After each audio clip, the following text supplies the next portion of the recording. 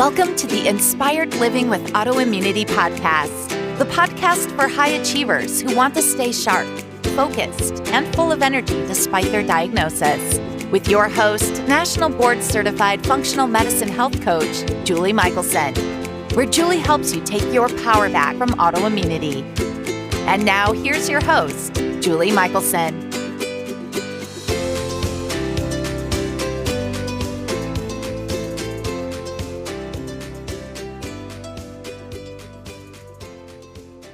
Welcome back to the Inspired Living with Autoimmunity podcast. I'm your host, Julie Michelson, and today we are joined by Todd White, founder of Dry Farm Wines and a leader in the natural wine movement. Todd is a self-described biohacker whose love of wine and dedication to his health and the planet inspired him to start this fast-growing company. Todd educates us on the present state of the wine industry, what is likely to be hidden in the wine you're drinking, and the uniquely high standards that Dry Farm Wines uses in their curating and lab testing process. Once you listen to this conversation, you'll understand why I get so excited about how Dry Farm Wines has given me the gift of being able to enjoy delicious wine while taking the best care of my health. Todd, welcome to the podcast. Thank you so much for joining us today. I'm excited to be here. We have lots to talk about. We do. I'm going to try to really behave myself because I have so much I want to ask you. I want to start with, I am so familiar with your company and I've watched it grow exponentially over the past, I've been watching it for 5 years, but I have no idea how you came to be the founder of this incredible Dry Farm Wines. What brought you into this space? How did this happen? It's such a unique thing. Yeah, it didn't start off as a business. I wasn't even thinking of it as a business. I was trying to find a healthier way to drink wine. And so, I've been a lifelong wine aficionado. I've drank alcohol for most of my adult life. Even had a tenuous relationship with drinking for probably 10 or 15 or 20 years when I was young. Used to play pretty hard. And then for the last 25 years, I've only drank wine. And I've been a biohacker for probably before biohacking was biohacking. And I've always been experimenting with fitness and diet regimens and various biohacking. Diets are probably the most common biohack is a diet. Sure. And, I found for me that generally low carb dieting and low carb nutritional programming was the best to achieve my goals. And I've been experimenting with the ketogenic diet since the Atkins diet came out in the 1980s. Wow. And so, but I became really a quite serious biohacker 7 or 8 years ago, maybe 10 years ago. And the ketogenic diet 7 years ago started to bubble up on the fringe of the biohacking community. It was not in any way mainstream then until probably like 2 or 3 years ago. But at the time, because the work of Dominic D'Agostino, the ketogenic diet started to get some biohacking attention in performance channels. So I started a therapeutic ketogenic diet, which is very different than the diet I'm on today. The diet I'm on today, I would call modified ketogenic diet, which is more like Atkins. At the time, the therapeutic ketogenic diet is like 80% fat, right? Very low carbohydrate and very low protein. It's mainly fat. And it was extraordinary, but it's not really sustainable over a long period of time. For me, it's not interesting enough. But so anyway, had become ketogenic, and about the same time, and I don't know if it's because of keto though, although it's a reported side effect that some people have lower alcohol tolerances once they become keto. I don't know because there were so many I was aging, and there was so many cofactors that I was in a more stressful period in my life. There were so many cofactors. I don't know. I just found that I wasn't enjoying drinking anymore. And I thought it was the high alcohol in wines, because wines have been creeping up in alcohol over the last 30 years. And they're at the highest they've ever been. The wine industry loves alcohol because it's addictive and it's a domino drug. And when I say a domino drug, the more you drink, the more you are likely to drink, right? So the higher the alcohol, the slippery that slope becomes. So I stopped drinking for a little while, and I didn't want to do that. And so I started looking around for lower alcohol wines. This is how this began, because it surprises people to hear me say this, but alcohol is a dangerous neurotoxin. And it ruins millions of lives every year. And some people just shouldn't drink at all, right? And Absolutely. Unless we really think carefully about drinking, most of us shouldn't drink unless we're thinking about drinking carefully, right? And that's what I help people think through, is educate them to think about how they drink and what they're drinking, right? And so, because I don't think, I love wine, I don't love alcohol, which is why I started looking for lower alcohol wines. I thought I just was having an intolerance to alcohol and needed to drink less. But I don't want to drink less. I just want to drink lower alcohol so I could still drink the same amount in terms of volume, but not have the same effect. So anyway, that's how that happened. And then along that way, I accidentally discovered the natural wine revolution, which was just beginning in central France. I met an American who lives in Paris and imports natural wines to the United States. I met him completely by accident when I was searching for low alcohol wines. And from that, I was like, I discovered this one specific guy with a palate that I like with these natural wines. I never heard of a natural wine. And so it's very confusing to consumers, because you say, oh, I'm in the natural wine business. They're like, aren't all wines natural? Right. And they're not, for reasons that we're going to discuss. But so that was it. And I discovered natural wines. And then I live in Napa Valley, and I had made some wine back in 2005, a hobby project. And so I knew a little bit about enology and lab testing wines.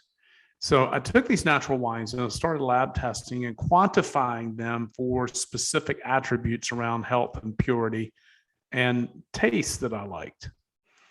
And so I started buying these wines and kind of selecting. I'm still not thinking of it as a business, but I started sharing these wines with friends of mine who are also athletes and performance and biohackers. And they're like, wine tastes great, and I don't get any hangover from it, and I feel better.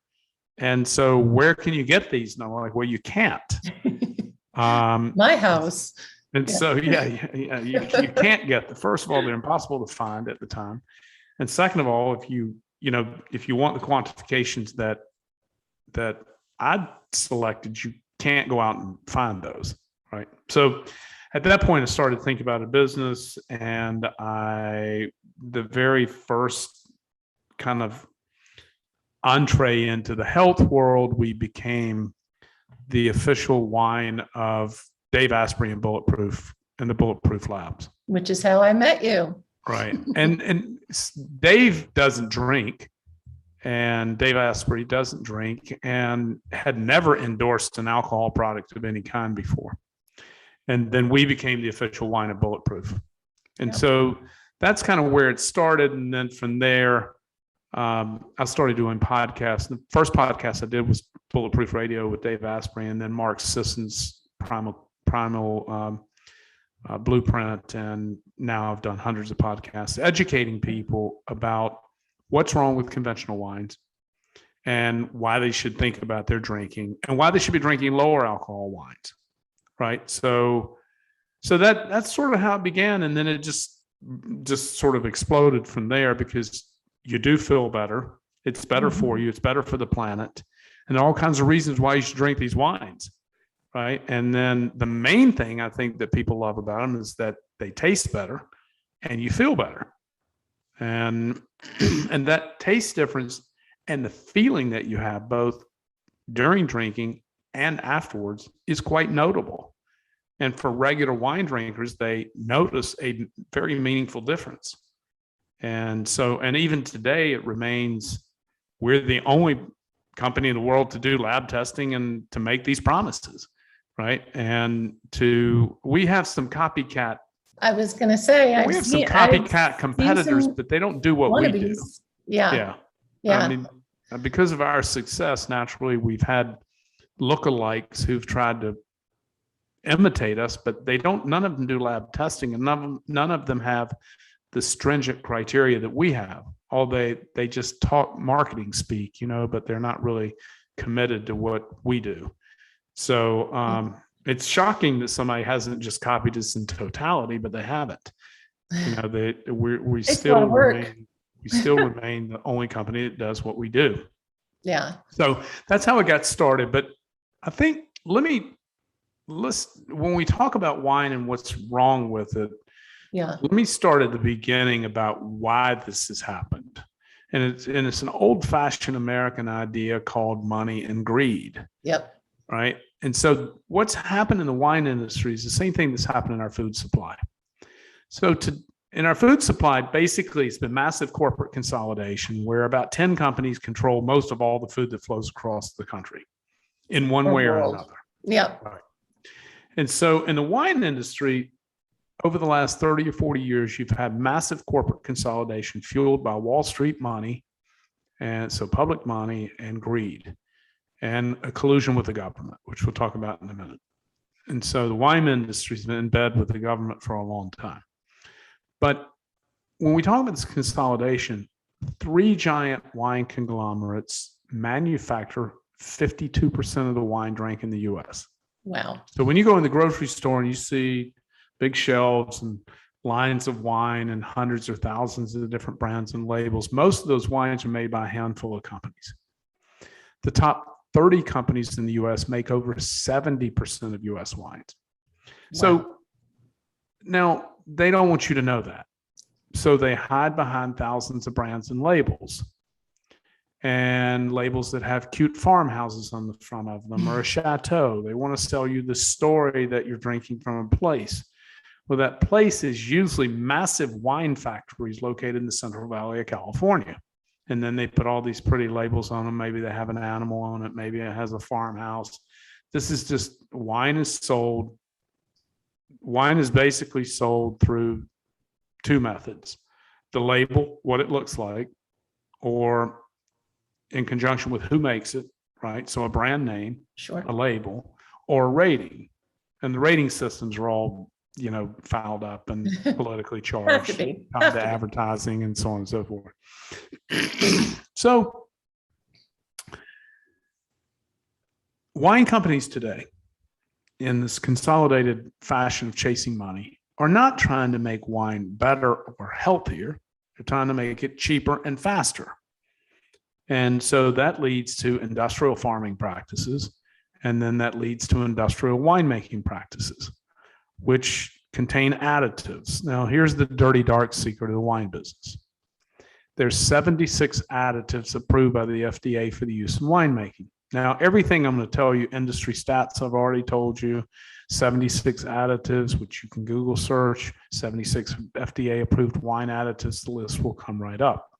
Everything I'm going to tell you is easily verifiable from a Google search. It's just the wine industry's managed somehow, until I came along and told a few million people, the wine industry has managed to keep this a secret.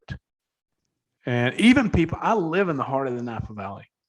Even people who live here, even people in the wine industry don't know anything about the additives. It's just not talked about ever, right? No. And so now, of the 76 approved additives by the FDA, some of them are natural and some of them are quite toxic. The problem with this, and some are animal products. So if you're vegan or you care about animal rights, there are animal products being used. And all of our wines are vegan and animal product free, but there are animal products used in the winemaking process, and these products are approved by the FDA. So the problem here is there's no transparency. So wine is the only major food product without a contents label on it and no nutritional information. But forget about the nutritional information. It doesn't even have a contents label on it. Now, this is not an accident. The reason it doesn't have a contents label on it is because the wine industry spent millions of dollars in lobby money over the years to keep labeling off of wine because they don't want to disclose what's in it. They want you to believe it's just fermented grape juice. And usually that's just not true. And so, this is part of the collusion between the wine industry and the government is to keep, there's a number of collusions, including the 3-tier distribution system, which protects distributors and wholesalers on a state-by-state cases. And then the third is alcohol stated on a wine bottle, which is why we do lab testing for alcohol. Alcohol stated on a wine bottle is not required by law to be accurate. And so even though it says 14%, by law, it could be 15.5% and still be legal. Wow. And because I care about alcohol, and I think everybody should care about alcohol, because alcohol is a toxin. Right. And if you care about your body, then you want to be careful about how you're utilizing toxins, right? And so now that being said, we also know that moderate amounts of alcohol can be healthy. And there are a number of studies showing very positive neurological and biological outcomes for heart disease and then also for neurological function where moderate alcohol use has been shown to be helpful. But the problem is when we get away from moderate into something that's destructive, then it's no longer helpful. And so I think if you're going to drink, you need to think about, you need to know what you're drinking, you need to know what's in it, because I care about what I put in my body. So you need to know what's in it, and then you need to think about what the alcohol content is so that you can drink in a healthier way. And so whether you buy wine from us or not, I think you should be drinking natural wine, and I think you should be drinking lower alcohol. So before we take a break here on kind of my piece, let's talk about what a natural wine is and how that differs from conventional wine. Because natural wine, while it's a confusing term to people who don't know what it is, natural wine is a very specific type of wine. We're the largest buyer and seller of natural wines in the world. And it's a very small category. Only less than 1/10 of 1% of wines in the world are natural. The rest are all conventional. So you go to the grocery store, you're not looking at any natural wine. There is no natural wine there. Even if you see an organic wine, that doesn't mean it's natural. And this is also quite confusing because all natural wines are always organic, but not all organic wines are natural. So that becomes further confusing, right? So then you end up traveling like I do with wine in your suitcase. Right. Well, I travel with my own wine for sure. I travel with your wine as well. Nice. So here's the deal. Here's what makes a natural wine. There are only 3 attributes that determine what natural wine is. Number 1, natural wines are always organically or biodynamically farmed. That's chemical-free farming, and biodynamic farming is an advanced prescriptive form of organic farming. So all biodynamic farming is always organic. So it's either organic or biodynamically farmed. Number 2, this one's a little bit more confusing. Number 2, natural wines are always fermented with wild indigenous native yeast. Conventional wines are fermented with a GMO lab cultured yeast. Now, what does that mean? And why do they do that? On the skin of every grape berry at the time of harvest, whether it's no matter how it's farmed, no matter how it's going to be fermented, every grape berry in the world at the time of harvest has a white waxy film on the outside of the berry. You can scrape it off with your fingernail. That is yeast. That yeast is collected naturally through the air, indigenous to the vineyard where the fruit was grown.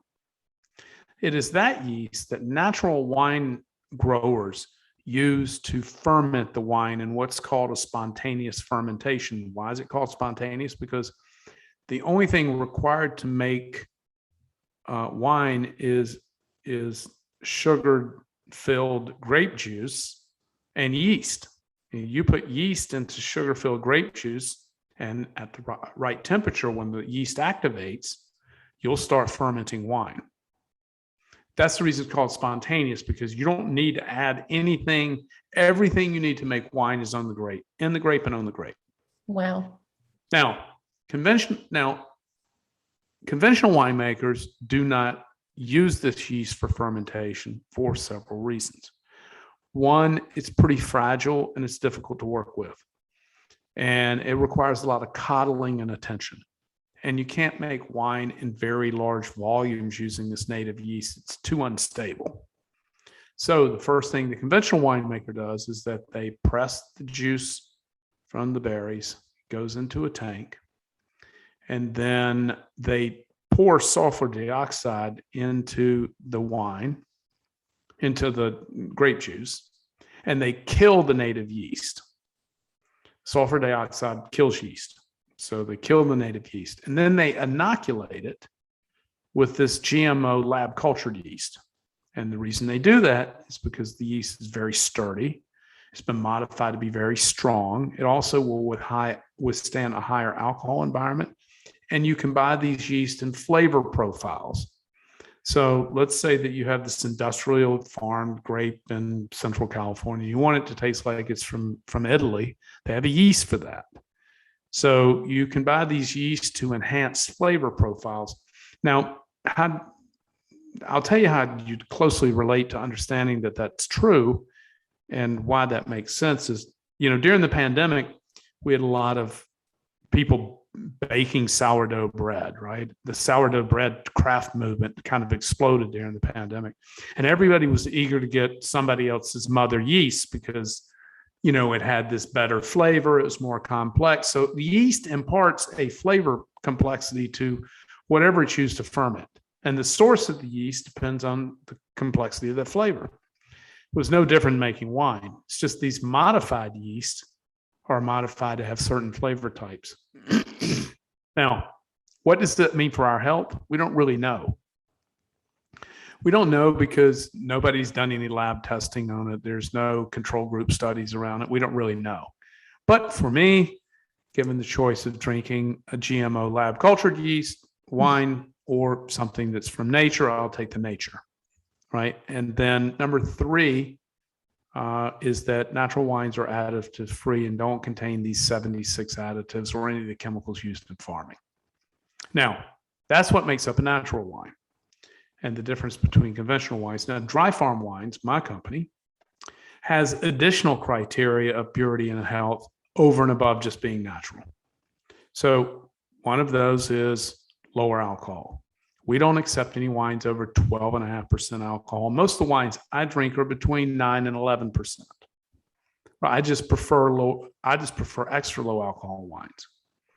So number 2, like our name, Dry Farm Wines, our wines are never irrigated. So the vines from which the fruit grow are never irrigated. Why would you irrigate a grapevine? It's about money. It's cheaper to irrigate. It results in higher yields, bigger clusters, and fruit that weighs more. Might not surprise you when you fill a grape berry with water, it weighs more. Well, fruit is sold by the ton. So irrigation is simply about profitability and about ease of farming. It's a lot easier to farm an irrigated grapevine because you don't have to have the soil preparations and the attention to retention of moisture that you do in an unirrigated grapevine. The fact of the matter is irrigation leads to lower quality fruit. It's bad for the planet. We're in a drought. It's bad for the vine. It produces lower quality fruit. So we don't allow irrigation. We also do lab testing for sugar. We require that all of our wines are sugar-free. And then we also test for sulfur. So we require that all of our wines are low in sulfites. Now, let me just wrap up this part of the wine explanation on sulfites. Sulfites are naturally occurring in all fermented foods. Sulfites are naturally occurring in many other food types. And most people don't have a sulfite allergy. If they have a sulfite allergy, they probably have an EpiPen in their pocket, right? Now, there's some question as to whether excess or high sulfites can affect the way some people feel. Some people claim that they can, but for most people who are drinking wine on a regular basis and experiencing difficulty in this, I know you'll know this in your practice, many women, particularly women, many women say, I love red wine, but I can't drink it. Yep. And I only drink white wine.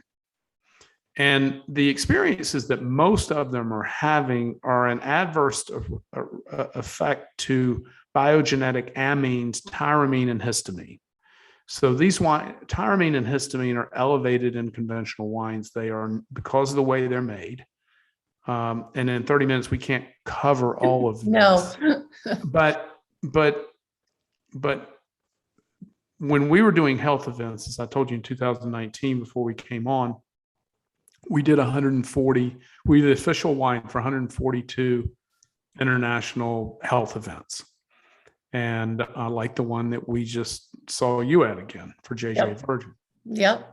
And I've met hundreds and thousands of women over the years who say, I love red wine, can't drink. I was like, well, I can solve that for you. So just drink this red wine tonight. You'll feel great in the morning. If you don't, let me know. No, they always come in. Oh my gosh, you're right. Your red wine had no negative effect on me the way that conventional wines do. And it's because of how they're made and their lack of additives, and lower alcohol has a huge impact as well. So anyway, that's sort of a little 101, but very basic kind of differences in what's happening in wine. Basic to you, I'm sure many listeners, their mind just exploded. And we were discussing this before I hit record, but I actually was one of those women who couldn't drink wine at all at the point several years before I met you in my health journey. When I say couldn't, I had gone from I can't drink red wine to because I too was in the biohacking world. Even when I was able to find a wine that I didn't think bothered me, because I track my sleep and I'm watching everything all the time. Sure. So I thought I felt okay, but I would see like, oh my gosh, it's affecting my heart rate variability. It was affecting all these things in my sleep. So I just literally stopped drinking all wine for several years. And I was never a big drinker, but I grew up in the Northeast in the restaurant business. So I enjoy flavors and enjoyed wine. And when I met you at that Bulletproof conference, I just said this to you when I saw you a month ago, you gave me wine back. I mean, literally, I went from not drinking ever to, reliably. And I wasn't kidding when I say I travel with it in my suitcase. If I'm going somewhere and I'm going to want to enjoy wine, I bring it with me. Sure. Because me too. It's just not even worth the gamble to me. I know reliably when I can't drink it. Yeah. I can't drink it. Yeah. And so for so long, I was one of those women, it's the sulfites.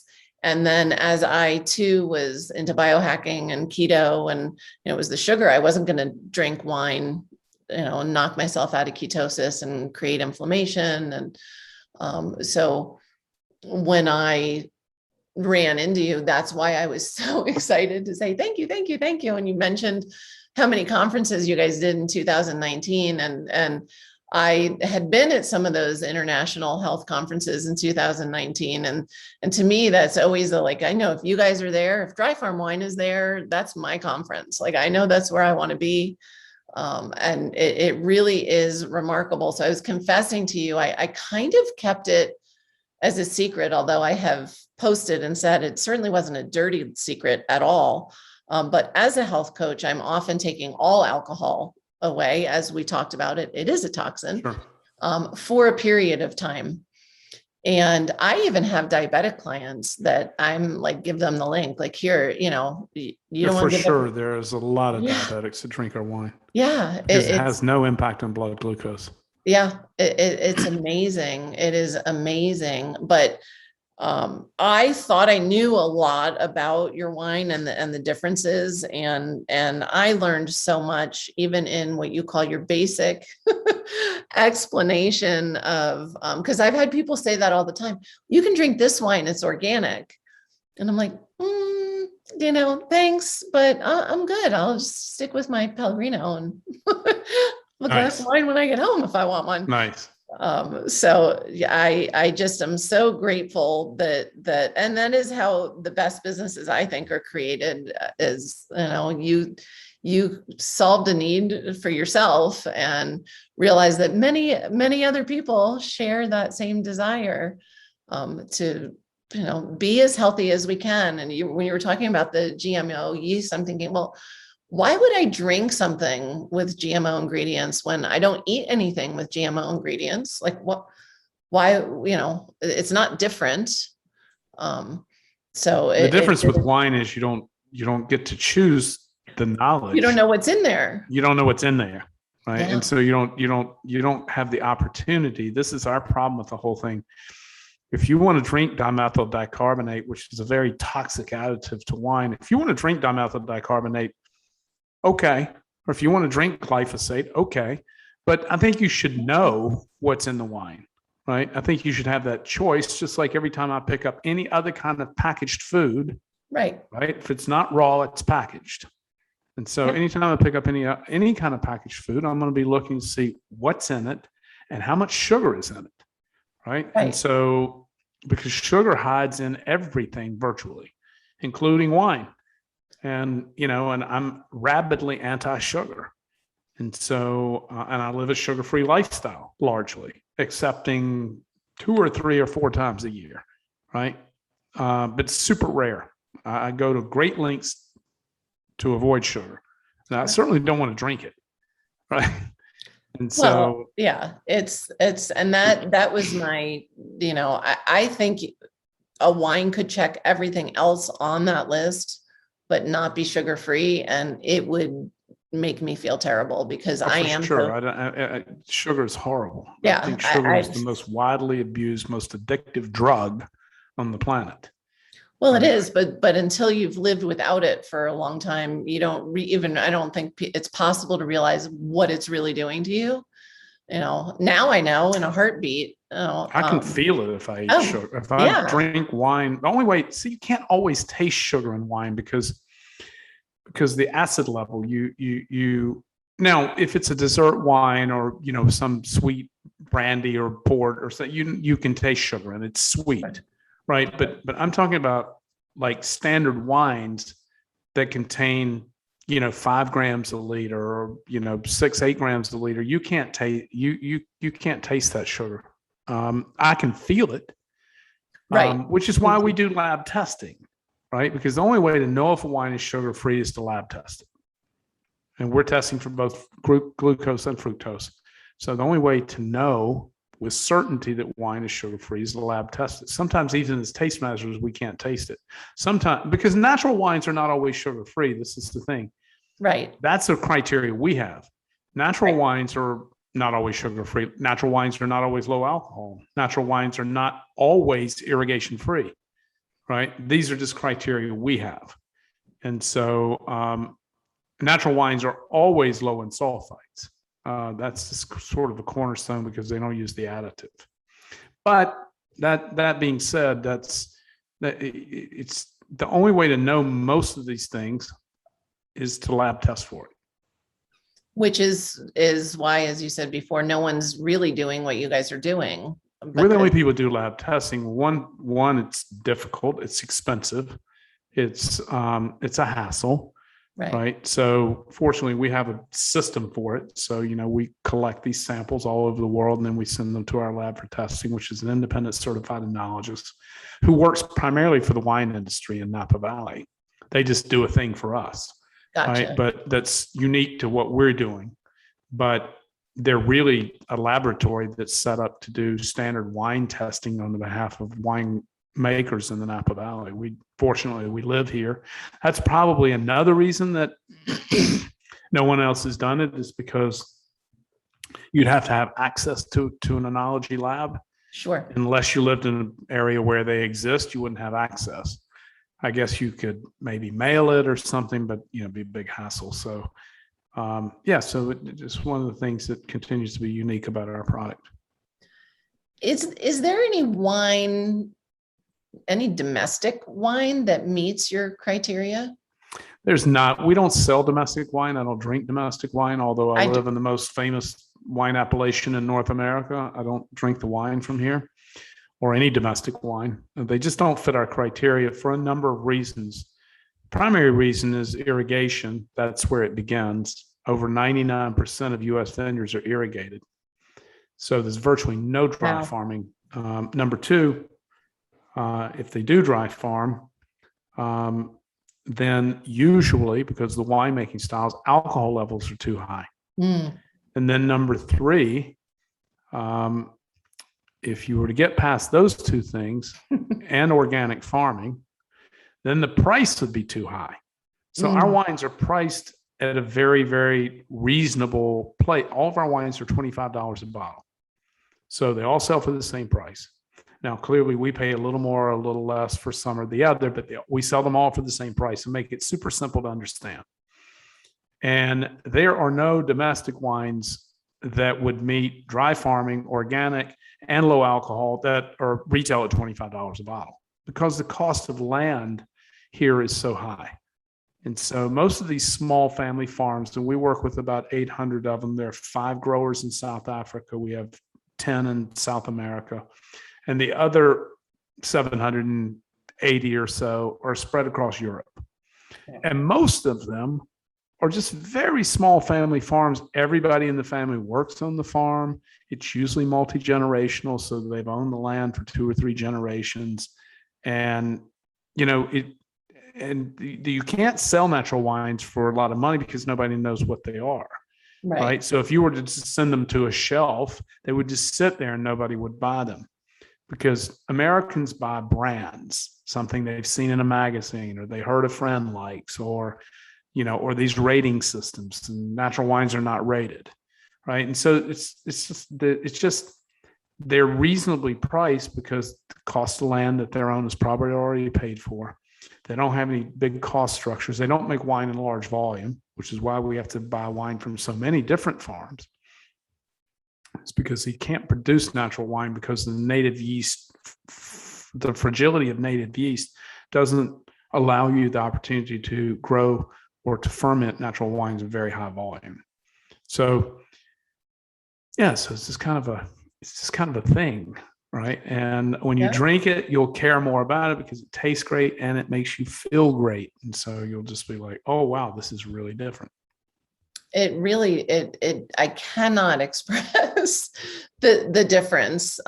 And hearing everything that goes into your curation process, I mean, it's, again, as you said, if I were to try to find these wines on my own, I couldn't possibly, which is why I was so excited when I saw you last month to thank you, because I just, I was laughing. I just got the email tomorrow. My Thanksgiving wines are nice going up.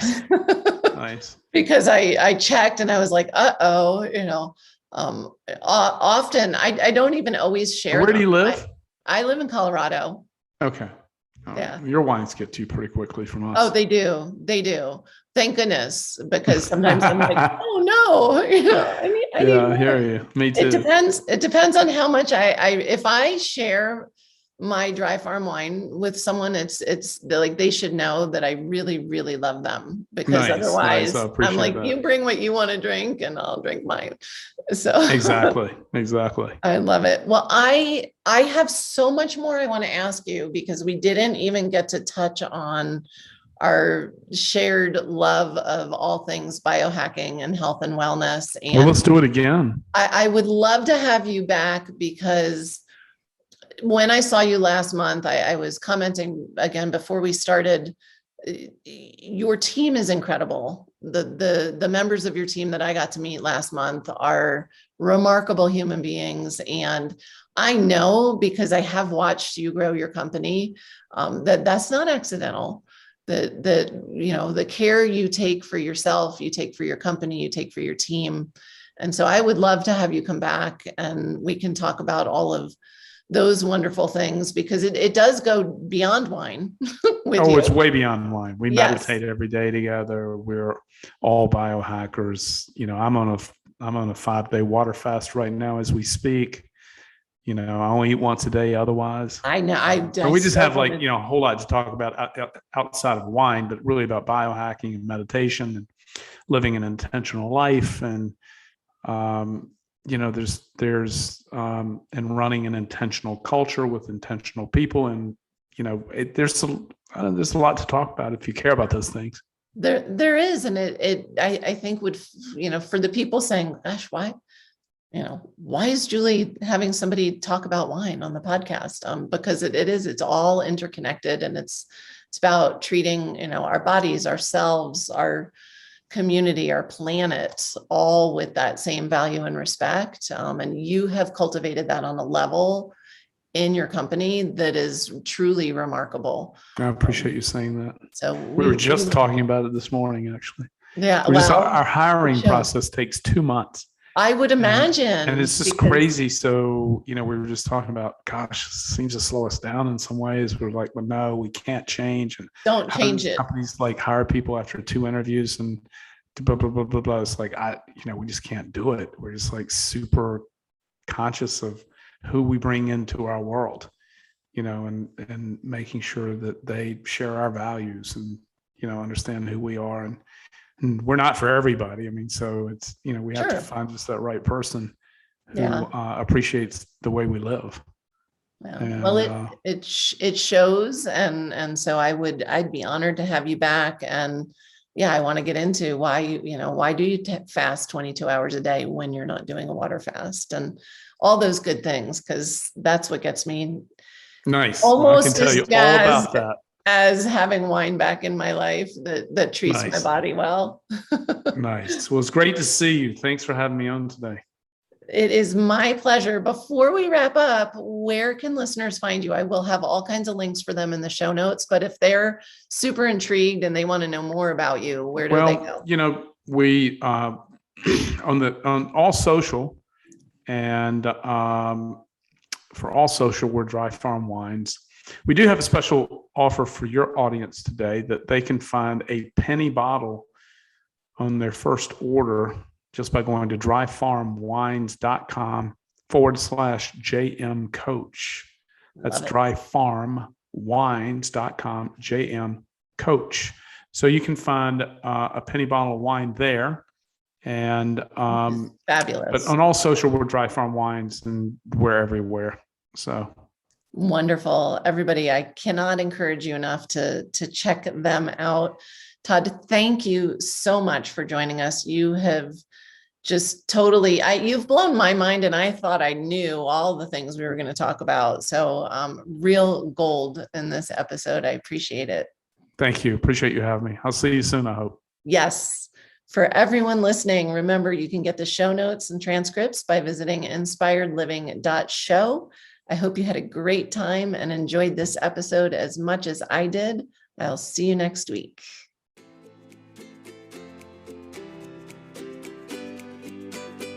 Thank you for listening to Julie Michelson's Inspired Living with Autoimmunity. Did you enjoy this episode? Please like, share, and subscribe wherever you listen to podcasts. If you'd like to get a transcript of this and every other episode, just head on over to inspiredliving.show or click on the link in this episode's description. There, you can also find everything we discussed in this episode, including links and information about our guest. You can even send in your questions to be answered by Julie in a future episode. That's inspiredliving.show. Until next time, this is Julie Michelson's Inspired Living with Autoimmunity podcast, helping you take your power back.